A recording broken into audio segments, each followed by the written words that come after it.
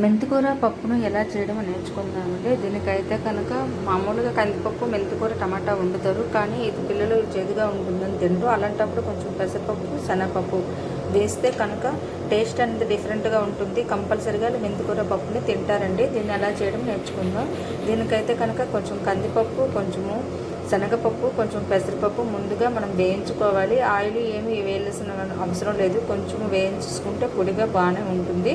దాన్ని వేయించుకున్న తర్వాత పక్కన పెట్టుకుంటాం. అదే కుక్కర్లో మనము ఆవాలు, జీలకర్ర, వెల్లుల్లి, ఉల్లిపాయలు, పచ్చిమిర్చి ఇలా 1 by 1 అన్నీ వేసుకుంటూ, కరివేపాకు అయితే వేయవలసిన అవసరం అయితే లేదు. టేస్ట్ ఫ్లేవర్ ఉంటుంది కానీ మనకి మెంతికూర ఫ్లేవర్ తెలియదు కాబట్టి మెంతికూర చేసేటప్పుడు కరివేపాకు వేయవలసిన అవసరం అయితే లేదు. మనం ఇవన్నీ బాగా వేయించుకుంటామండి. మరీ ఎక్కువేం కాదు, మామూలుగా వేయించుకుంటాం. తర్వాత మెంతికూరను బాగా కడిగి ఉప్పు నీటితో కడిగి మనం అదే దీంట్లో వడపోసిన దాంట్లో వేసేసి దాంట్లో మనం మెంతికూరను వేస్తామండి. వేసిన తర్వాత అది బాగా వేగిపోతుంది. వేగిపోయిన తర్వాత మనం వాటర్ వేసిస్తామండి. ఇలాంటప్పుడు కొంతమంది టమాటా వేసుకోవాలంటే వేసుకోవచ్చండి. మనము టమాటాని కొంచెం గుండుగా ముక్కలుగా కట్ చేసి వేసుకోవాల్సి ఉంటుంది. వేసుకొని కుక్కర్కి మూత పెట్టడమే. ఇందులో అయితే కనుక మనము కుక్కర్ మూత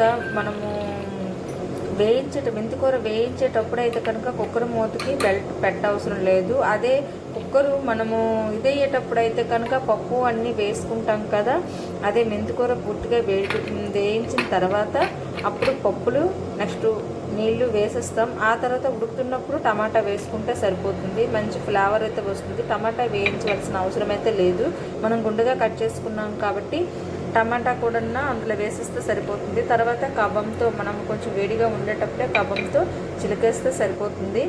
ఆ తర్వాత మనం సర్వ్ చేసుకోవడమే. ఇందులో ఏంటంటే ఉప్పు అన్నది మనము దించే ముందు వేసుకోవచ్చు, లేకపోతే ఉడికినప్పుడు కూడా ఉప్పు పసుపు వేసుకోవచ్చు అండి. యాక్చువల్లీ మనం పప్పులు ఉడికించేటప్పుడు ఉప్పు పసుపు వేసుకుంటే టేస్ట్ డిఫరెంట్గా వస్తుంది. చాలామంది ఏంటంటే తర్వాత మళ్ళీ పోపు వేసుకుంటారు.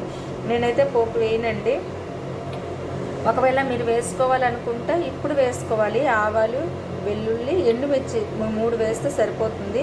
ఉల్లిపాయలు కూడా వేస్తే బాగుంటుంది. కానీ ఏంటంటే పప్పులో మనం ఉడికించుకుంటేనే ఉల్లిపాయలు ఫ్లేవర్ వస్తుంది. కాకపోతే ఇలాంటప్పుడు అయితే కనుక చిన్నగా కట్ చేసి వేసుకోవాలి.